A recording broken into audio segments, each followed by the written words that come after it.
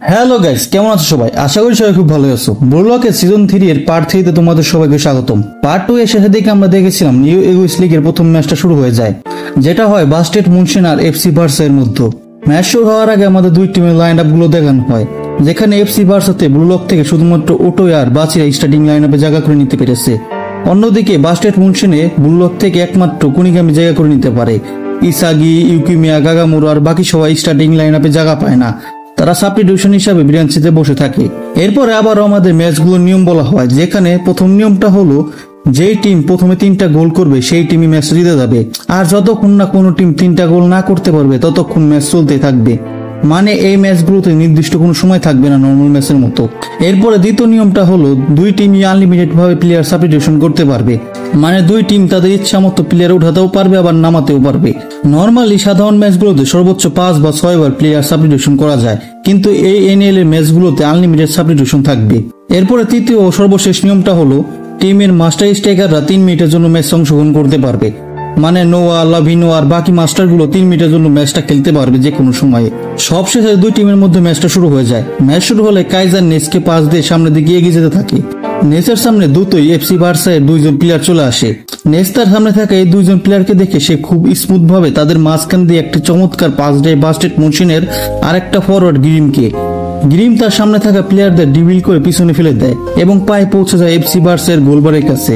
তার সামনে কিছু ডিফেন্ডার থাকায় সে পাস করে বাস্টেড মুনশিনের আরেকটা ফরওয়ার্ড এরিককে। এরিকের সামনে দুজন ডিফেন্ডার ছিল, সে ডিবিল করে তাদের পিছনে ফেলে দেয় এবং অন্য কোনো প্লেয়ার খুঁজতে থাকে তাকে পাস করার জন্য। সে দেখে কাইজারের সামনে দুইজন ডিফেন্ডার তাকে আটকে রেখেছে, তাই সে পাস দেয় কুনিগামিকে, কিন্তু কুনিগামিকেও দুইজন ডিফেন্ডার চেপে ধরে রেখেছিল। কুনিগামির পাশে ডিফেন্ডার দেখে কাইজার পিছন থেকে চলে আসে বলটা নেওয়ার জন্য। এখানে যদি কুনিগামি কাইজারকে পাস দিয়ে দেয় তাহলে সে খুব ইজিতেই গোল করে দিতে পারবে, কিন্তু কুনিগামি কাইজারকে পাস না দিয়ে নিজেই বল নিয়ে তার সামনে থাকা দুইটা ডিফেন্ডারকে ভেদ করে গোল পোস্টের দিকে একটি স্ট্রং শট করে। এফসি বার্সার গোলকিপার সেটা খুব সহজে আটকিয়ে দেয়। এরপরে বল চলে যায় এফসি বার্সার কিছু প্লেয়ারের কাছে আর তারা কাউন্টার অ্যাটাক শুরু করে। এদিকে নেস কুনিগামকে বলে, এটা তোমার কেমন খেলা ছিল? তুমি যদি কাইজারকে পাস দিতে তাহলে ওটা নিশ্চয়ই গোল হয়ে যেত। তোমার মতো সেলফিশ প্লেয়ারের জন্য এই টিমে কোনো জায়গায় নেই। নেসের কথার জবাবে কুনিগামি বলে, আমি তোমার মতো নেই যে কাউকে পাস দিয়ে খেলবো, তাই তুমি তোমার জ্ঞান অন্য কাউকে দাও। কুনিগামির এই কথা শুনে নেস বলে, কাইজারের সাথে অভদ্রতা করাই হলো তোমার জন্য প্রথম ইয়েলো কার্ড। নেসের এরকম কথা শুনে বুঝে যায় যে তারা কিরকম কাইজারকে সম্মান করে। এদিকে এফসি বার্সার প্লেয়াররা একটু দূরে গিয়ে বাচিরাকে পাস দিয়ে দেয়। এটা দেখে ইসাগি মনে মনে বলে, বাচিরা আমাকে দেখাও তুমি এই 10 দিনে কতটা ইমপ্রুভ করেছো। এরপরে আমাদের দেখানো হয় 10 দিন আগের একটি ফ্ল্যাশব্যাক, যেখানে ব্লুলকের প্লেয়াররা লাভিনো আর এফসি বার্সার আন্ডার-20 টিমকে দেখে অনেক বেশি নার্ভাস হয়ে পড়ে। এটা দেখে লাভিনো বলে, সবাই রিল্যাক্স থাকো, যদি এখন থেকে আমি তোমাদের মাস্টার তবে আমি তোমাদের কাউকে কিছুই শেখাবো না। এখানে বিশ্বসেরা স্ট্রাইকার তৈরি করা হবে, কিন্তু আমি তো অলরেডি বিশ্বসেরা স্ট্রাইকার হয়ে রয়েছি, তাই আমি তোমাদের কোনো হিন্টই দেবো না কিভাবে তোমরা বিশ্বসেরা হতে পারো। লাভিনোর এরকম কথা শুনে ব্লুলকের প্লেয়াররা ভাবছিল ও কি আমাদের সাথে মজা করছে। তখন বাচিরা লাভিনোকে বলে, বর্তমান বিশ্বসেরা স্ট্রাইকার তো নোয়েল নোয়া, আপনি না। এই কথা শুনে লাভিনো পুরোই রেগে যায় আর বাচিরাকে বলে, আমি কেয়ার করি না লোকে কাকে সেরা ভাবে, আমার ব্রেনের ভিতরে আমি বিশ্বের সেরা। এরপরে লাভিনো ফুটবলের দিকে তাকিয়ে বলে, এটার ভিতরে এমন কিছু আছে যেটা শুধু আমি দেখতে পাই। তারপর সে বলটা নিয়ে সবাইকে নানা ধরনের স্কিল দেখানো শুরু করে আর সে বলে, তোমরা যদি ওয়ার্ল্ডের বেস্ট প্লেয়ার হতে চাও তাহলে অন্যর কথা শোনা বাদ দাও। আমাদের ব্রাজিলের ডান্স আর মার্শাল আর্টস এর কম্বিনেশনে একটি স্টাইল তৈরি করা হয়েছে যেটাকে আমরা গিঙ্গা বলি। আমরা সবাই এই পদ্ধতিতে ট্রেনিং করি। তোমাদের নিজের মনে একটি দৃশ্য ভাবতে হবে আর সেই দৃশ্য নির্দেশ মতো তোমাদের খেলতে হবে। যেমন ধরো আমি এখন আমার মনে একটা প্রজাপতির দৃশ্য ভাবছি। এরপর সে প্রজাপতির মুভমেন্টের মতন সবাইকে বিভিন্ন ধরনের মুভ দেখাতে থাকে। এই সময় বাচিরা হঠাৎ করে লাভিনোর কাছ থেকে বলটা নিয়ে নেয় আর নিজের মুভ সবাইকে দেখাতে শুরু করে। বাচিরার এরকম স্কিলফুল মুভ দেখে লাভিনো ইমপ্রেস হয়ে যায় তার উপরে। তারপর থেকে বাচিরা লাভিনোর গিঙ্গা স্টাইলে বিভিন্ন ধরনের ট্রেনিং করতে শুরু করে। এরপর একদিন বাচিরা তাকে বলে, আমার কাছে একটা জিনিস আছে যেটাকে আমি মনস্টার বলি, তবে আমি এই মনস্টারটাকে সারাই শক্তিশালী হতে চাই, এখন আমার কি করা উচিত? লাভিনো তাকে জিজ্ঞেস করে, এই মনস্টারটা কি চলে গিয়েছে?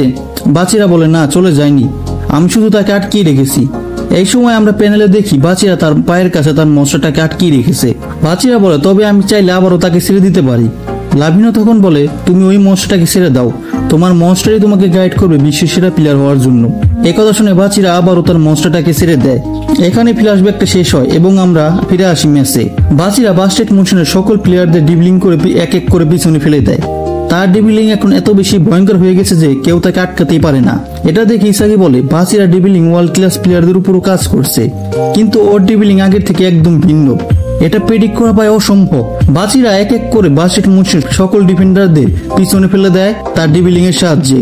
তাকে আটকাতে এবার তার সামনে আসে কুনিগামি, কিন্তু বাচিরা যেন থামার নামই নিচ্ছে না। সে কুনিগামিকেও পিছনে ফেলে দেয়। এটা দেখে গ্রিম আর এরিক তার দিকে এগিয়ে আসে। বাচিরা তখন তার লেফটে থাকা তার একটা টিমমেটকে বলটা পাস দিয়ে দেয়। সেই টিমমেট আবার বল পাস দিয়ে দেয় ওটোয়াকে। ওটোয়া আবার বলটা ফেরত দেয় বাচিরাকে, আর বল পাওয়ার সাথে সাথে বাচিরা একটা ডাইরেক্ট শট করে গোলবারের দিকে, যেটা গোল হয়ে যায়। এভাবে বাচিরা এই এনিএল আর নিজের টিমের প্রথম গোলটা করে। এই গোলের ফলে এফসি বার্সা এই ম্যাচে 1 গোলে লিড পেয়ে যায়। এরপর এফসি বার্সার সকল প্লেয়াররা গোলের সেলিব্রেশন করতে থাকে। এদিকে ইসাগি পুরোই অবাক হয়ে যায় বাচিরা এরকম খেলা দেখে। সে মনে মনে ভাবতে থাকে নিঃসন্দেহে বাচিরা ডিবলিং স্কিল আগের থেকে অনেক বেশি ভালো হয়ে গেছে। ঠিক এই সময় ইসাগির মনে পড়ে ইগোর সেই কথাটা, যেখানে সে বলেছিল এই এনভায়রনমেন্ট তোমাদের সবাইকে পরিবর্তন করে দিবে। এখানে ইগোর সেই কথাটি সত্যি হয়ে যায়। ইসাগি ভাবে তাহলে এখন আমার নিজের টিম থেকে কি শেখা উচিত। আমার টিমের প্রতিটা প্লেয়ার টিম ওয়ার্কের সাহায্যে খেলে। ওরা সবাই নিজেদের স্কিল দিয়ে ম্যাচ শুরু করলেও শেষ পর্যন্ত সবকিছু শেষ করে কাইজার তার গোল দিয়ে। মানে এই টিমের মেন ক্যারেক্টার হলো কাইজার আর বাকি সবাই সাইড ক্যারেক্টার মতো। ইসাগি মনে মনে নিজেকে প্রশ্ন করে তাহলে কি আমারও উচিত বাকি সবার মতো কাইজারকে পাস করে খেলা। কিন্তু আমার কাছে তো ওদের মতো দারুণ কোনো স্কিল নেই যার মাধ্যমে আমি কাইজারকে সাহায্য করতে পারি। আর যদি আমি এই দলের নিয়মটা ইগনোর করে খেলি তাহলে আমাকে কুনিগামির মতো একা একা খেলতে হবে, কেউ আমাকে পাস দিবে না। এসব ভাবতে ভাবতে ইসাগি কনফিউজ হয়ে যায়। তার মাথায় একটাই প্রশ্ন ঘুরতে থাকে, এখন আমার কি করা উচিত। এরপরে ইসাগি ভাবে আমাকে প্রমাণ করতে হবে আমারও এই টিম প্রয়োজন আছে, কিন্তু সেটা করতে হলে তো আমাকে প্রথমে মাঠে নামতে হবে। কিন্তু আমার ট্রেনিং এর পারফরমেন্স দেখে তো মনে হচ্ছে না ও আমাকে মাঠে নামাবে। নিজেকে প্রমাণ করা এখন আরো আমার জন্য ডিফিকাল্ট হয়ে যাচ্ছে। এই মুহূর্তে আমি একটা জিনিসই করতে পারি, একজন স্ট্রাইকার হিসাবে আমার নিজের খেলার স্টাইলকে পরিবর্তন করতে হবে কুনিগামির মতো। আমাকে কুনিগামির খেলার উপর নজর রাখতে হবে, হয়তো সেখান থেকে আমি কোনো হিন্ট পেতে পারি কাইজারকে হারানোর জন্য। এইদিকে নেস বল নিয়ে কাইজারের দিকে এগিয়ে যায় এবং বলে এখন আমরা কি করব। কাইজার বলে এক্সিকিউশন, এখন আমরা বিপরীত দলের থাকা সকল প্লেয়ারকে ধ্বংস করে দিব। এরপরে নেস কাইজারকে পাস দিয়ে দেয়। নেস কাইজারকে পাস দেওয়ার মাধ্যমে ম্যাচটি আবারও রিস্টার্ট হয়ে যায়। কাইজার এরপরে নেসকে একটি ব্যাক পাস করে এবং নিজের সামনে থাকা প্লেয়ারগুলোকে পিছনে ফেলে এগিয়ে যেতে থাকে। এদিকে নেসের সামনে একজন ডিফেন্ডার চলে আসে। নেস তাকে সহজে ডজ করে সামনে এগিয়ে যায়। এরপর আর একটা প্লেয়ার আসে নেসের সামনে। নেস তাকেও ডজ দিয়ে পিছনে ফেলে দেয়। নেসের এরকম অসাধারণ খেলা দেখে ইসাগি মনে মনে ভাবতে থাকে নেস সবসময় এমন একটা জায়গায় থাকে যেখান থেকে সে কাইজারকে পারফেক্ট ভাবে পাস দিতে পারে। নেস সত্যি একজন দারুণ মিডফিল্ডার, সে অফেন্স আর ডিফেন্স দুটোতেই অসাধারণ। এরপর ইসাগি নেসকে বাস্টেড মুনশনের হার্ট বলে, মানে নেসের দ্বারাই বাস্টেড মুনশনের পুরো টিম অপারেট করে। তাকে তোমরা উদাহরণস্বরূপ গাড়ির ইঞ্জিনও বলতে পারো। যাই হোক, ইসাগি এর পরে আরো একটা জিনিস বুঝতে পারে, গ্রিম আর এরিক এমন পজিশনে থাকে যেখান থেকে তারা নেসকে পাস করার জন্য আরো বেশি অপরচুনিটি তৈরি করে দেয়। এদিকে এফসি বার্সার সকল প্লেয়াররা কাইজার আর নেসের এরকম খেলা দেখে তারা সবাই ডিফেন্ড করতে চলে আসে। ওরা এমন ভাবে সবাইকে ঘিরে ফেলে যাতে নেসের জন্য কোনো পাস করার রাস্তাই থাকে না। কিন্তু এরপরও নেস নিজের জন্য একটি দুর্দান্ত পাসিং রাউট বের করে ফেলে। সে বলটি জোরে শর্ট করে লং পাস করে দেয় একটা ব্লাইন্ড স্পটের দিকে, যেখানে কারো নজর ছিল না। নেসের এই ম্যাজিক্যাল পাসটি পৌঁছে যায় এফসি বার্সা এর গোলবারের ঠিক পাশেই, যেখানে আশেপাশেও কেউ ছিল না। নেসের এরকম পাস দেখে ইসাগি পুরোই অবাক হয়ে যায়। সে মনে মনে ভাবে নেস এই পাসটি কাকে দিল, আমাদের টিমের সব প্লেয়ারকে তো ইতিমধ্যে তারা আটকিয়ে রেখেছে। ঠিক তখনই কাইজার এফসি বার্সার সব ডিফেন্ডারদের ব্লাইন্ড স্পট দিয়ে ছুটে যায় সেই বলটির দিকে। ব্লাইন্ড স্পট, হ্যাঁ তোমরা ঠিকই ভেবেছো। ইসাগে যেমন অন্য প্লেয়ারদের ব্লাইন্ড স্পট বের করে গোলের কাছে পৌঁছে যায়, ঠিক তেমনি কাইজারও অন্য প্লেয়ারদের ব্লাইন্ড স্পট বের করে গোল করতে পৌঁছে যায়।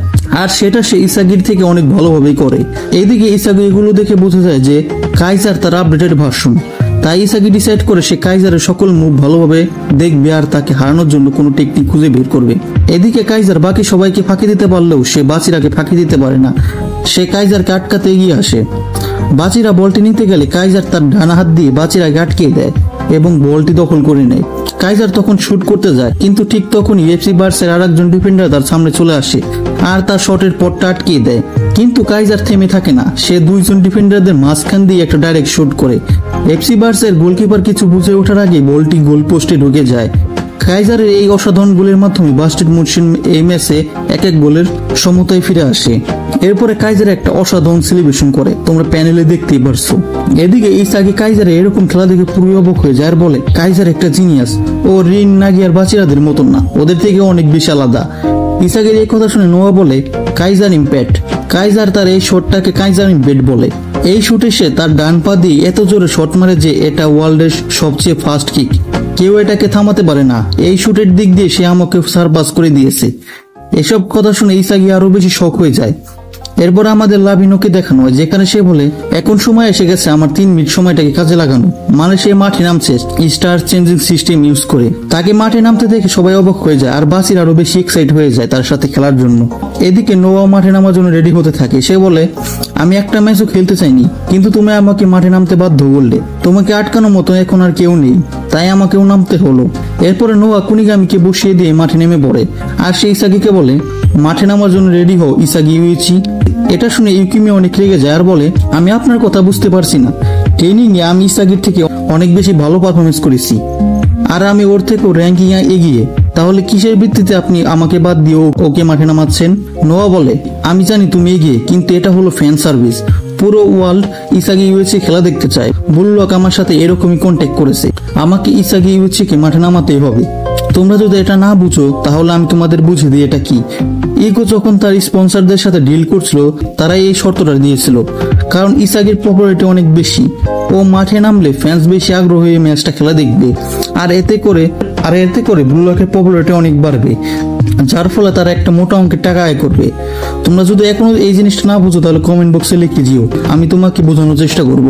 ইসাগি মাঠে নামার পরে অনেক নার্ভাস হয়ে যায়, কারণ সে তার আইডলের সাথে একসাথে খেলবে। আমাদের ছোট ইসাগিকে দেখানো হয় যেখানে সে মনোযোগ দিয়ে নোয়ার খেলা দেখছিল। এদিকে বাচিরা লাভিনোকে পাস দেয় আর ম্যাচটা আবারও রিস্টার্ট হয়ে যায়। এরপরে এই ম্যাচটাতে কি হয় তা আমরা জানবো এরপরে ভিডিওতে। আর এরপরে ভিডিওতে আমি এই ম্যাচটা পুরোই শেষ করে ফেলবো। তোমরা যদি আমাকে অন্য কোনো মাঙ্গা বা মানোয়া কভার করতে দেখতে চাও তাহলে কমেন্ট বক্সে বলে দিও, আমি স্ক্রিনে দিয়ে দিব আমি এখন কোন কোন মানোয়া বা মাঙ্গা রিড করছি। আর তোমাদের যদি এই ভিডিওটা ভালো লেগে থাকে তাহলে একটা লাইক আর একটা কমেন্ট করে দিও, আর মন চাইলে চ্যানেলটাকে সাবস্ক্রাইব করে দিতে পারো। আর তুমি যদি কিছু না বুঝে থাকো তাহলে কমেন্ট বক্সে লিখে দিও, আমি তোমাকে বোঝানোর চেষ্টা করব। তোমরা চাইলে আমাকে অন্য অন্য প্ল্যাটফর্মে ফলো করতে পারো, সবকিছুর লিঙ্ক ডিসক্রিপশনে দেওয়া আছে। সো আজকের মতো এই পর্যন্তই, দেখা হবে পরে কোনো ভিডিও নিয়ে, ততক্ষণের জন্য বাই।